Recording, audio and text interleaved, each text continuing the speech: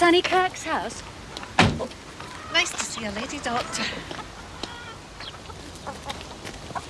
She didn't want me to call you out, but I thought you ought to see her, doctor.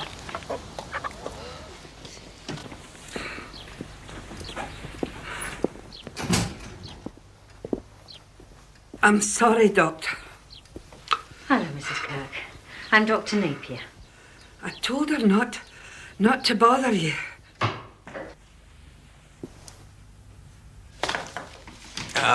Good evening, Mrs. Sterling. A pleasure to see you. You're looking well. It's a miracle you ever gained your medical qualifications, Dr. Cameron, if you think I look well. The examinations perhaps weren't so stringent in those days. How can I help? You can't help me, can you? I've been coming here for 30 years, and look at the condition I'm in. You're in your prime, Mrs. Sterling. Is it the back? Those pills you gave me did it no good at all. What were they now? Scarcely worth the bother. But you feel you have to make an effort. Half-grain codeine 3 times a day, yes. Show some support for the National Health Service. It's a lot of pain. I've no doubt I'll survive. I had trouble with my own back last year, you know. It's very trying. Managed to cure it at all, Dr. Cameron? Indeed I did, Mrs. Sterling. Never a twinge since. You amaze me. A miracle, was it?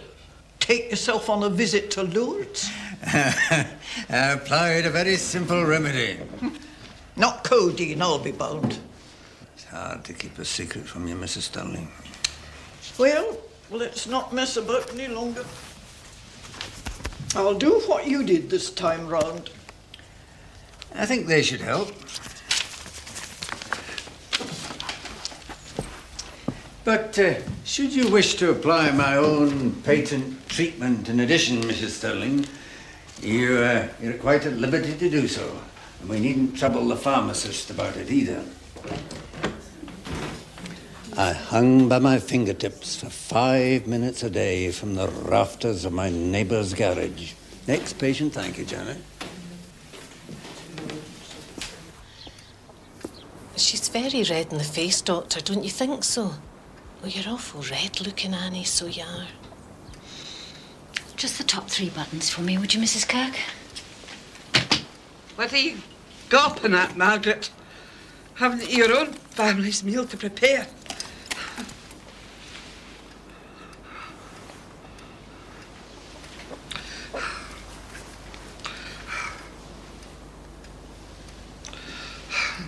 Try and breathe normal.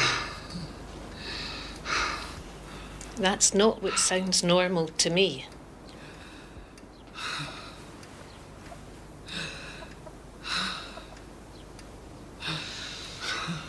Good. Thank you. You can do your buttons up again now. She's not right, is she? No, I don't think she is. Not quite right. What's wrong with me, Dr. Napier? I think you need to rest. Oh, I could help her, Doctor. I'm only next door. She's got her own life. I think, Margaret. I think Margaret is making you a very kind offer, Mrs. Kirk. And I think you should accept it.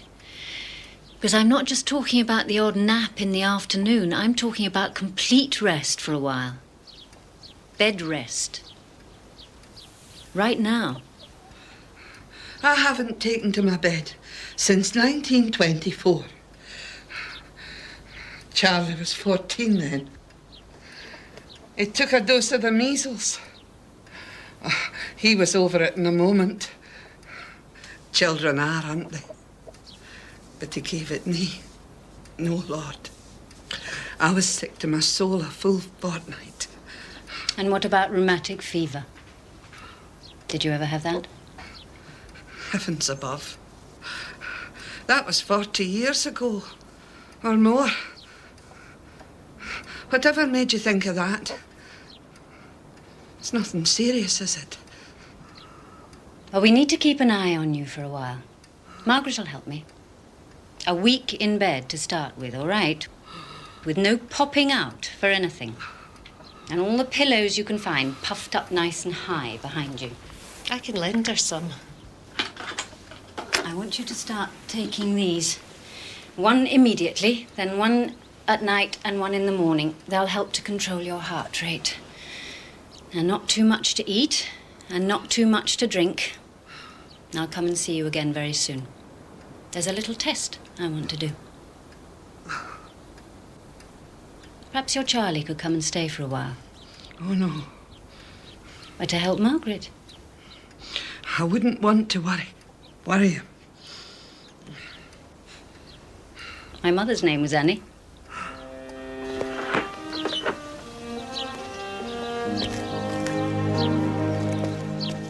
I think the sun should be here.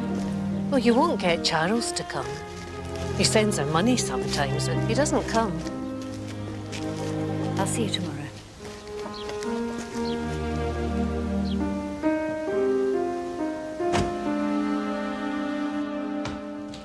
It's baked trout. Janet showed me how. Watch your cloth in the gravy. It's hot. Yeah, what a glorious sight. There's trifle to follow. You're spoiling us, Rona. Get on home now, the two of you. Angus will be waiting for his own baked trout. Angus knows he's married a working woman. It's cheese salad and a tin of stewed plums for Mr. Livingston. Go on. I'll get my junior partner here to do the washing up. Are you going to be here tomorrow evening for dinner, Dr. Napier? Oh, I'm afraid so, Janet. Cooking's not really my strong point. Right. I don't know.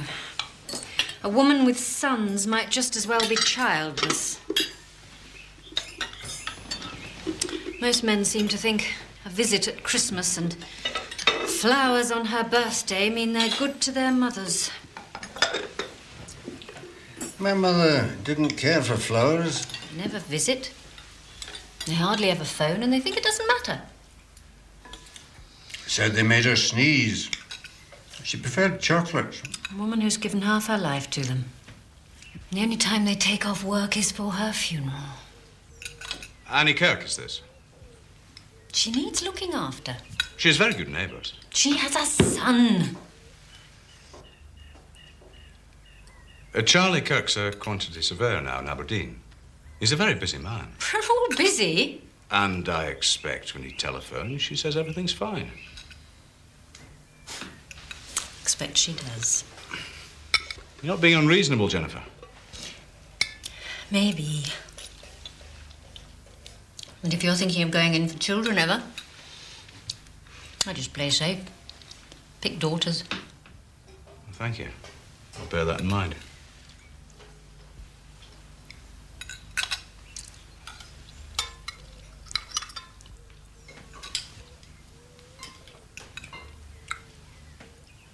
You know, the thing that really pains me now is I can't bring to mind my mother's voice. My mother died when I was 19. It's hard to recognise the value of a thing when you think you'll always have it. Oh, for heaven's sake. Should have bought her chocolates more often.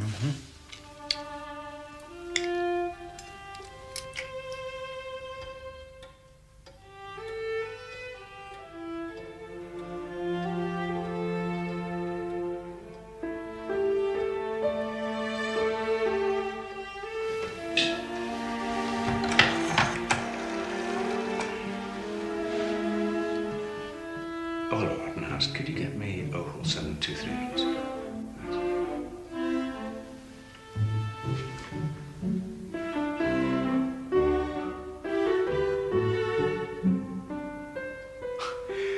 Hello, Mother. It's me. No, nothing's wrong. No, I'm fine. I just thought it would be good to talk to you, that's all.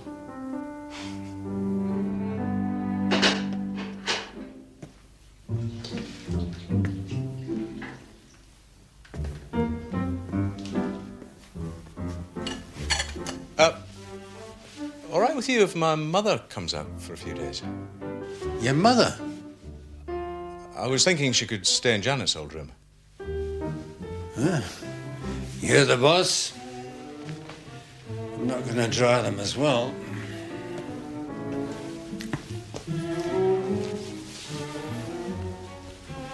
Your mother, eh?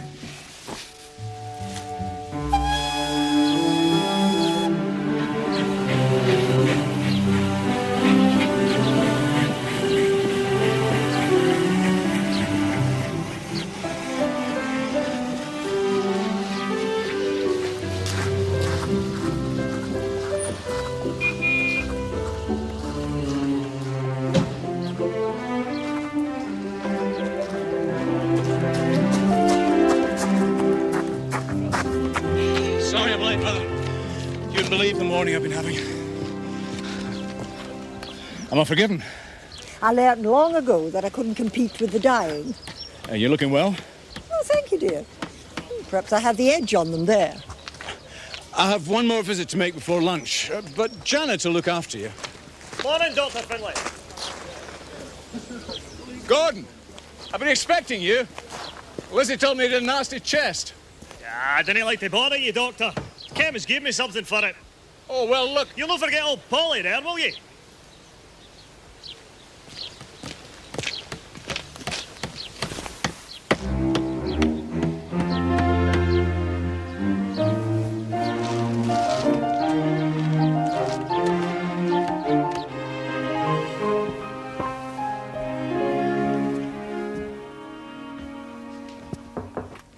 Are you all right? Oh, yes, thank you. Strange to think how many years I lived in this room. Hope I'm not intruding, Mrs. Livingston. No, of course not. If it's just standing empty. Hope you'll be comfortable. I'm sure I shall. Just a room. I've got no regrets. I've got all the compensations of marriage in exchange for a room. A room can be lonely. Well, there wasn't much time for loneliness. It must be full of memories for you. Yes, it is. It's hard not to think of the past. Would you like to see what a beautiful baby John was? He was just 10 months old when that was taken. He's very bonny. Can you imagine, Mrs. Livingston? Already I was fretting to get back to the old routine. We always think we want what we don't have. Well, I'm very content, Mrs. Finlay. I want you to listen to something.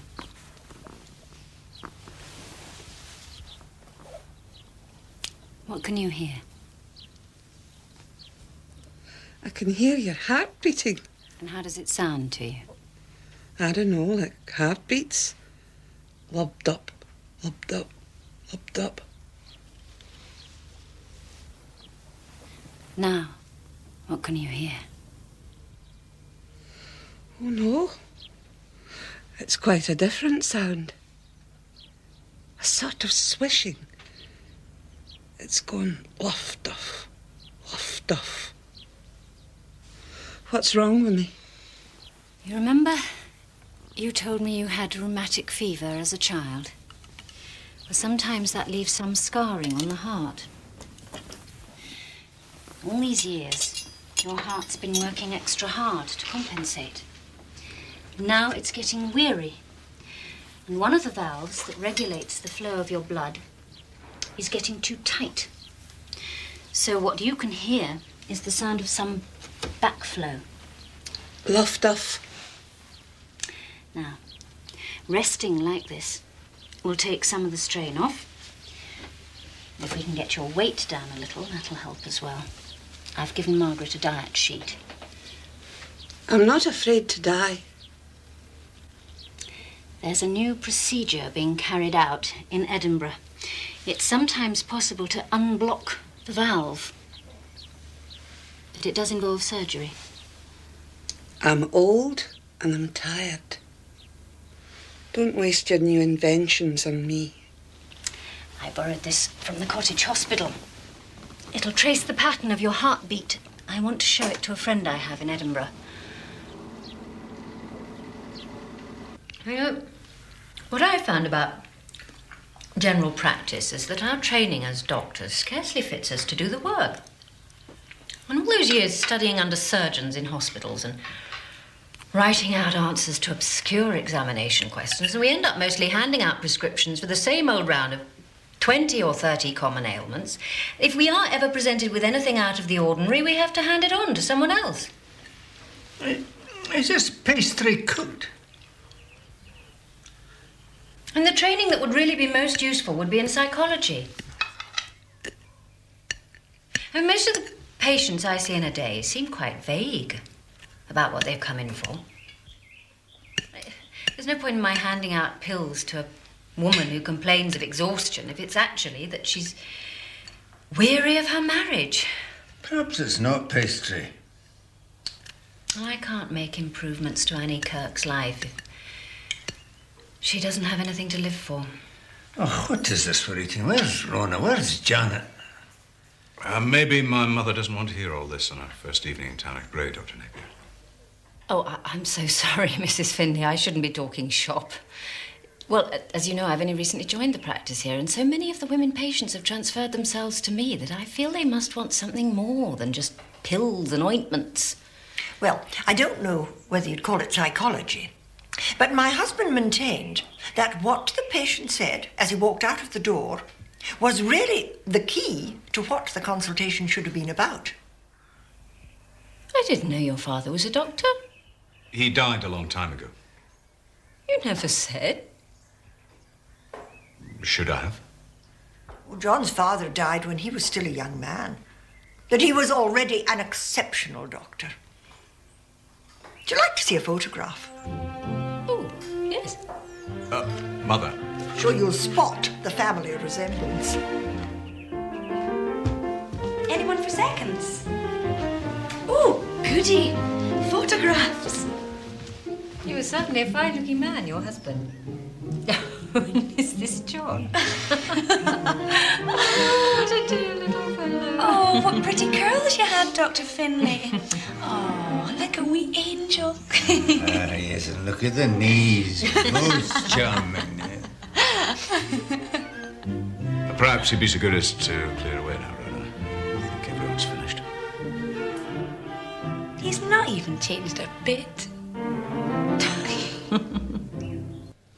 It's good of you to take the time to see me. Don't be absurd, Jennifer. You know it's my greatest pleasure. I'm here to consult you. It's your day off. I have a patient you might be interested in. When Donald first told me about you, he said you were seriously beautiful and seriously serious.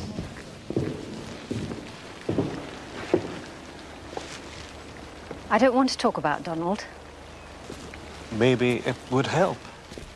I don't need help. Then maybe it would help me. Her name's Annie Kirk, and she's suffering from mitral stenosis. I still miss working alongside him. Murdo, I want you to tell me what can be done these days about mitral stenosis. In a suitable patient, I can make an incision into the left auricle, insert my finger in the mitral valve, and reopen the stenosis. A finger? It's what can be done. Does it work? Sometimes it does. If we can't talk about Donald, can we talk about you? What's your success rate? Not all that good. Even if the patient survives the anesthetic, there's a danger of embolization. Perhaps we can talk about you over dinner. Even serious women eat. I'm expected at Arden House for dinner. What constitutes a suitable patient? Would this patient be suitable? Young, strong, determined, and optimistic. Oh. Yes, I see. Annie Kirk is not entirely suitable. But it's her only chance. How old is she? 60. No. I want you at least to see her. She isn't suitable. There'd be no harm in seeing her. You're going to a lot of trouble for one elderly patient.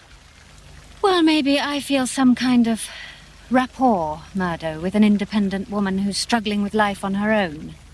It's important to keep some distance. I don't believe you always can in general practice. Do you think you might manage just to see her? If I agree to see Mrs. Kirk, do you think you might manage to have dinner with me some other night? He was never what you'd call a naughty child, exactly, but he could be stubborn. Tell him to stay at the table till he finished his carrots, and he'd still be sitting there till the next meal came round. Bringing him up without a father wasn't always easy. Will you look at that determined expression? I imagine one of these people waiting is for me. Dr. Finlay, I'm sorry about that. I just got distracted for a wee minute. God, Mr. Cunningham, you're next. John, dear, you should be seeing that young man at home. He has a very nasty dose of bronchitis. Straight through to the surgery, thank you, Gordon.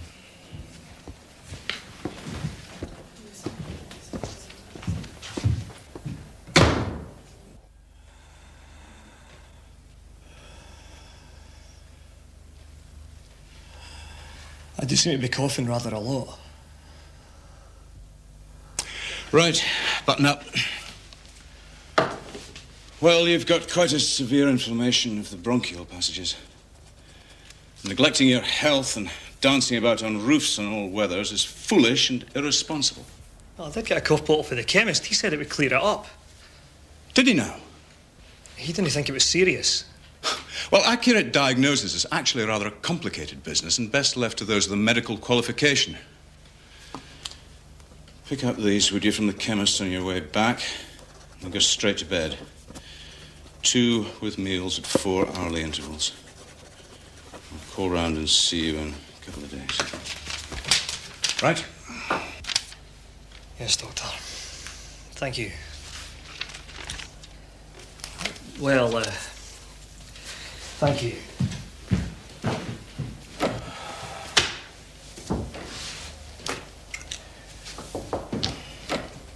Shall I send in your next patient now, Doctor? In a moment, Janet. I'm sorry about that wee breakdown in our routine. It won't happen again. I hope not. And this might be a time to emphasize that diagnosis is a specialist skill, demanding years of careful application to acquire, and that it can't be dabbled in safely by any Tom, Dick, or Harry in possession of a medical dictionary. I've suggested to Mrs. Finlay that she might like to help by overseeing Rona in the kitchen. I wasn't referring to my mother. Perhaps you'd impress upon Angus that his job as a chemist is to sell toothbrushes and to dispense what more qualified men have prescribed. Angus provides what his customers ask for, like any good chemist. And if you have a message for him, I would prefer you to deliver it in person. Now, I'll ask Mr. Mackenzie to come in, shall I? He's been waiting a while.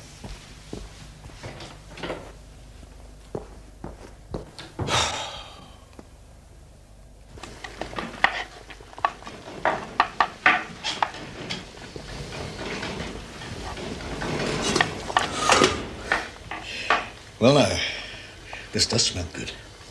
It's to be baked trout. And what's this? Oh, not apple pie. You're not supposed to be looking at that. That's for afterwards. Well, you don't need to oversee dinner at Harden House then tonight. No, they can do without me for one night. It's very nice, I must say, to have you all to myself for once. I must say.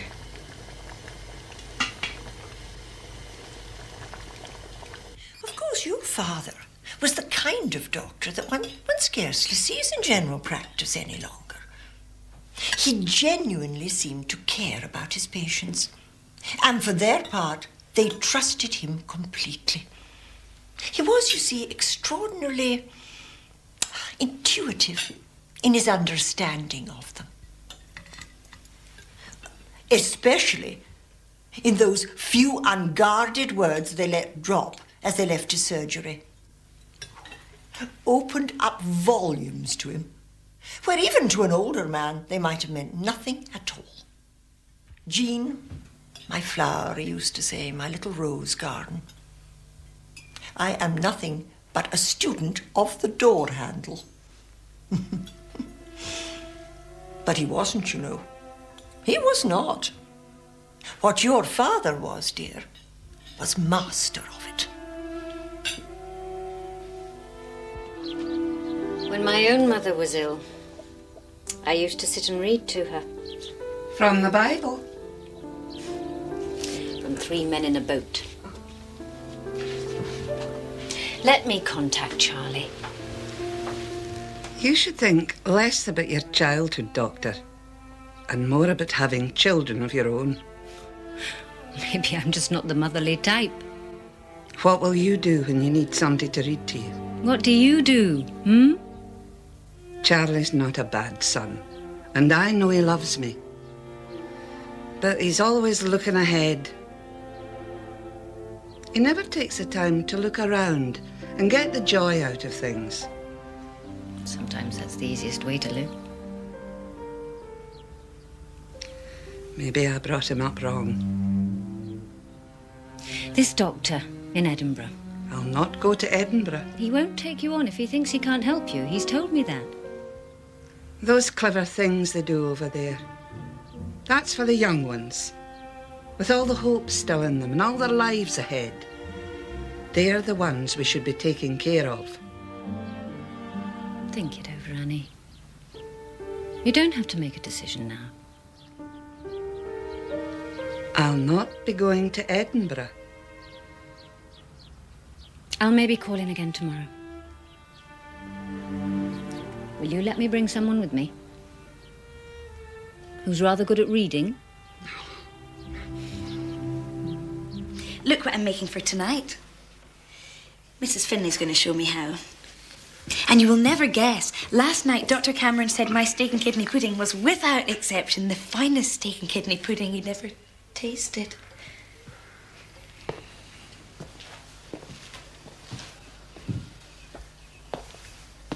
Those pills you gave me were a definite improvement on your usual effort. I'll have some more of them. Do you still have pain? Perhaps I should send you for x-rays. You won't see old age on an x-ray. Very well, then. I'll give you another week's supply, and we'll see where that gets us. Another week closer to the grave is where it'll get us, Dr. Cameron. Don't you agree? Would you care to talk about death a little, Mrs. Sterling? Isn't it enough that we must so soon expect it, without having to talk about it as well?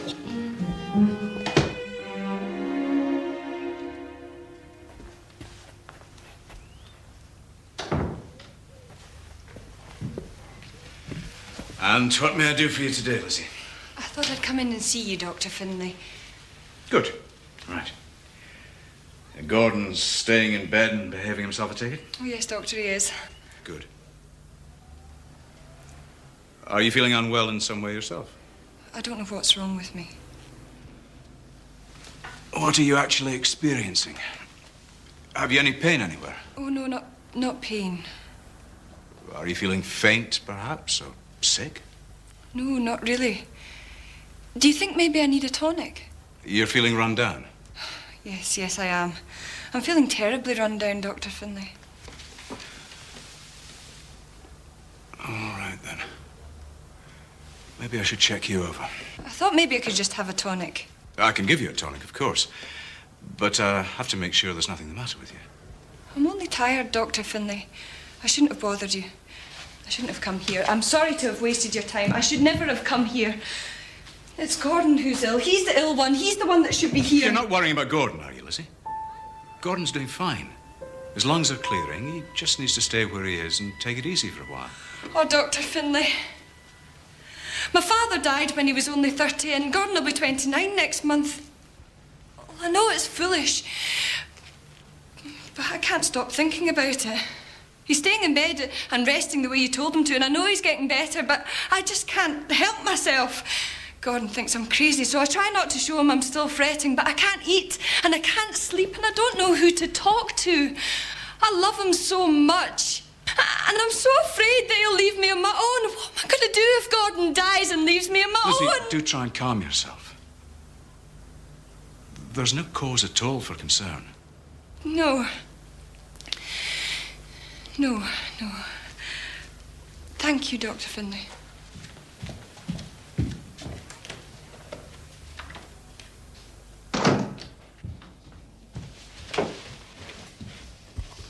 Oh, it's all right, Mrs. Finlay. Rona can dish out. I thought I'd help her. The plates were a wee bit dishevelled, I thought, at supper. Oh, I'm sorry about that. I'll do it myself next time. I wonder, would you have time to help me out this afternoon, Mrs. Finlay? I have a patient who's been asking if I know anyone to read aloud to her. Most certainly. It would be a great kindness. Do you look tired? And unhappy? Is something troubling you? I'm not in need of psychoanalysis, thank you. I don't want it. And what's more, neither do the patients. There's only so much that we can expect ourselves to do for people. We're doctors, not psychologists. We should restrict ourselves to the medical practices we trained in and not go blundering into private areas where, for all we know, we might be doing harm. She only said you were looking a wee bit tired, dear. And it's true you are. This may sound hard, but you're new to this practice, Dr. Napier, and you don't yet know how we work. Well, we do work closely, and I value your friendship. But we keep a clear line between our professional lives and our private lives, and I must ask you to value that distinction, both for your sake and for our patients. Oh, dear me. Now, I don't expect to have to say this again. Is that clear?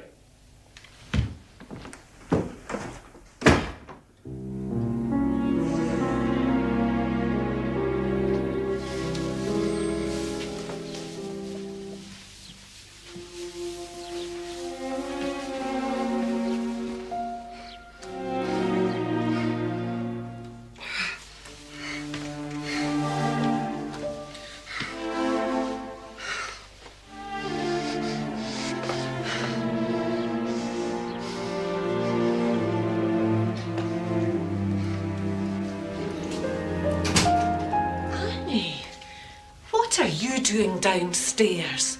What'll Dr. Napier say? I'm no lying in that bed up there any longer. It makes me feel like an invalid.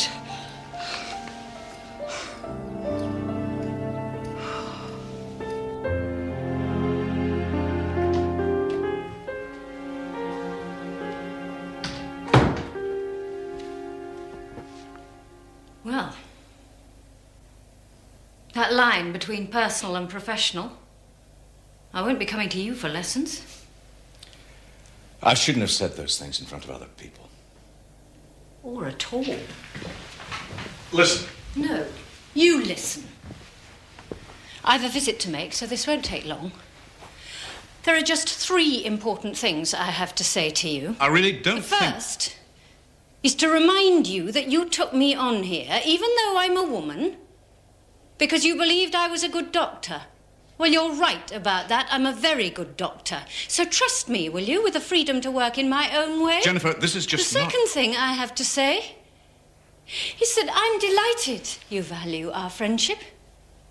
But I think it's only fair to remind you that I expect my friends to talk to me when they're upset about something and not bottle it all up into a needless row about something entirely else. This really The third is... thing is simply this.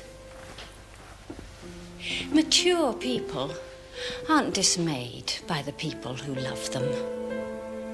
God knows, to be loved is precious enough. A little embarrassment is a small price to pay for it. I'm not used to being spoken to like that, you know. I hope you heard me.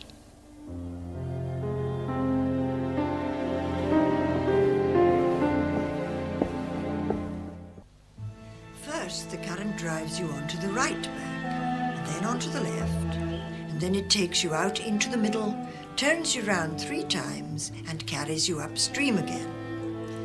Of course, as a consequence of this, we got in the way of a good many other boats during the mile, and they in ours.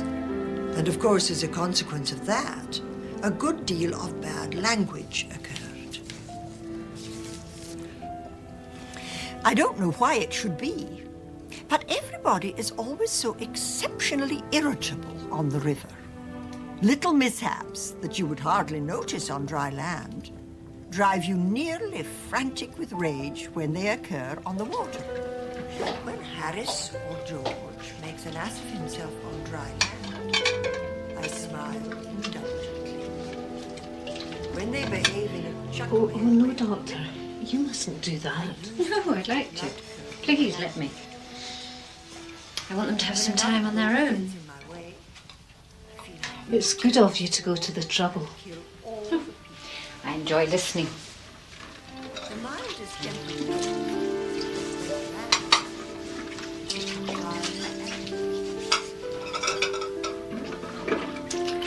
What about your own mother, Margaret? Do you still have her? Oh, yes, Doctor. She's over the back there, in a cottage by the dairy.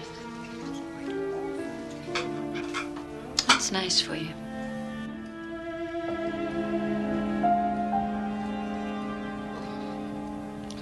Don't stop. Oh, I'm sorry, dear. I thought you were asleep. Your voice is very soothing. When another boat gets in my way, I feel I want to take an oar and kill all the people in it. That's like my Charlie, when he's behind the wheel of his car. John can be impatient too. And not just when he's driving. Oh, I worry sometimes that he might be quite unhappy. He has his work. You must be very proud of him. Oh, I am. He's a fine man. It's like his father. I think my Charlie's grown up to be a fine man too. We're so lucky to still have them. Oh, yes, Mrs. Finlay. Very, very lucky.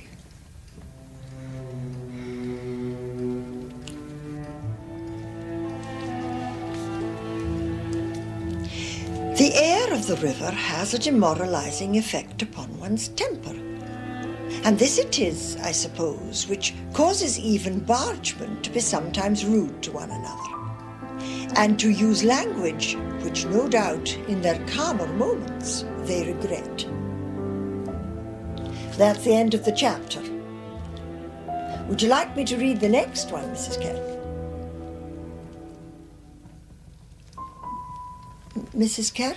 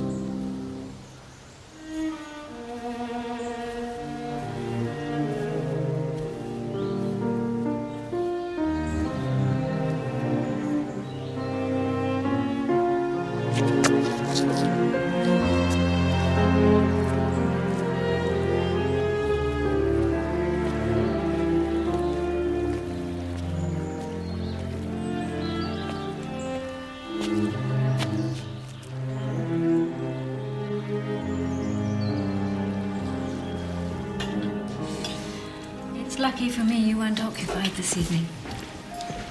I've been keeping the year free, in case you rang.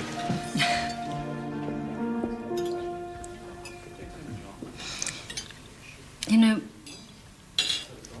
What? If she'd lived to grow old, I think my mother might have been a lot like Annie Kirk. Why don't you come and work in Edinburgh? I could find you something in the hospital here. That's kind, Mido. But I think I'm going to like a country practice. I feel the need to belong somewhere. Your partner doesn't sound very friendly. It's the patience I'm there for. Seriously serious, as ever. Don't. Don't what?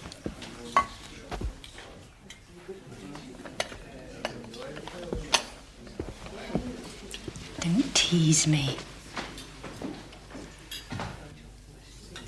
I'm not teasing you, Jennifer. I think they're very fortunate in Tenachbray. If I were ever sick, or anxious, or afraid, or lonely, I can't think of anyone I'd sooner come to. Oh, don't be nice to me either. Not tonight.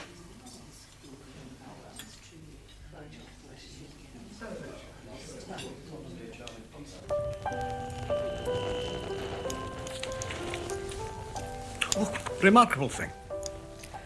Closing the shop this evening, and Dr. Finlay came hurrying towards me. So I started to unlock it all again. I thought he must need something. But he just said, been under a bit of strain lately. Overreacted. No harm done. Then he shook me by the hand and went away again. Remarkable. Aye. I thought you might be able to cast some light on it. Not me. What did you do? Well, I didn't do anything, did I? Just locked it all up again.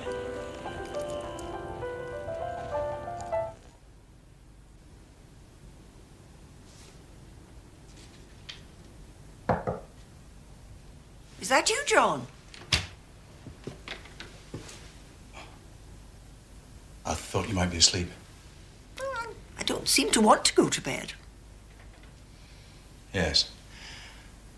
Dr. Napier should never have taken you to see Mrs. Kirk. It was most irregular and rather selfish of her. Oh, I think you should be very proud of your new partner, John. You've chosen well. You really like her, don't you? And Mrs. Kirk liked her too. Well, maybe she'll settle down in time. I'm sure you both will.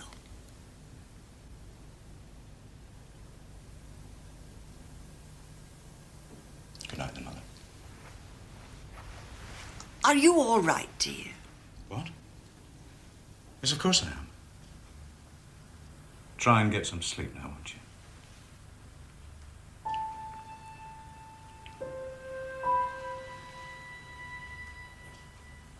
Father really understood people, didn't he? You are a fine doctor and a good man.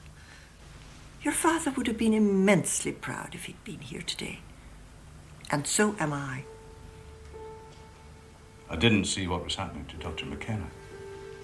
Not even your father could have prevented that. Don't you think so? Of course not. I think about Father a lot, you know. He was a hard man to live up to. Do come and sit down, dear.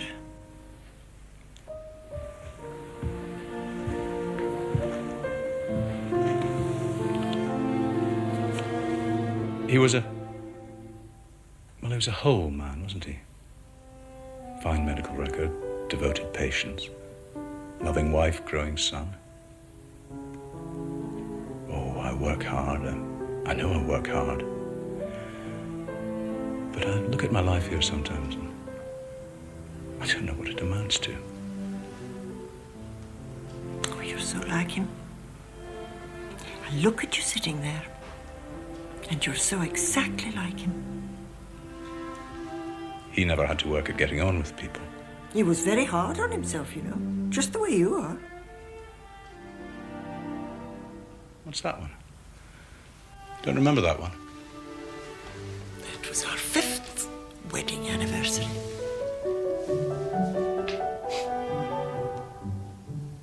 I do look like him there, don't I? Of course you do. It's the expression or something. The bearing. The spitting image. Mother, Yes. What is it, dear? I may not always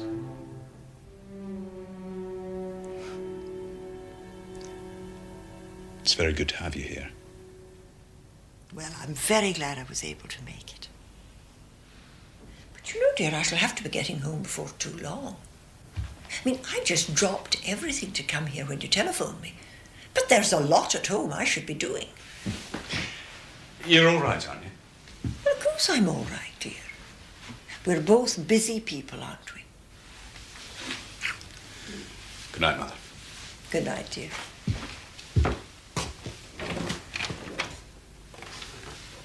You witch. You did the door handle on me.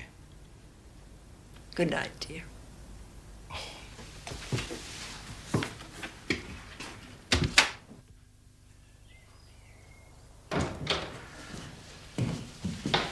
Ah, Lizzie. Would you excuse me? I won't keep you waiting long. I just have to drive my mother to the station. Oh, thank you, Dr. Finlay. But I thought I might, if you don't mind, since I thought I might consult Dr. Napier. Oh, of course. No, I quite understand. Well, she'll be here, I'm sure, in a moment.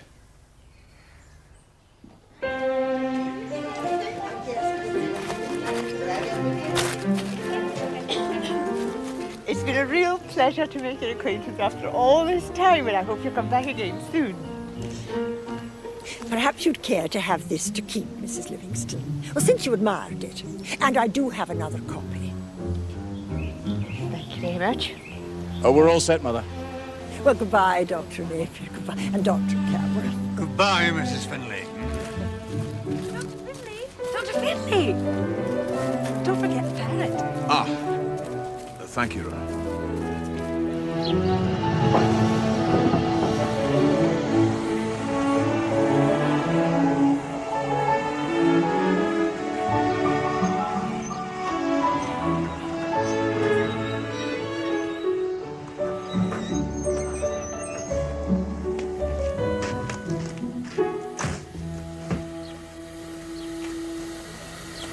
Well, don't wait with me, dear. You have your own life to lead.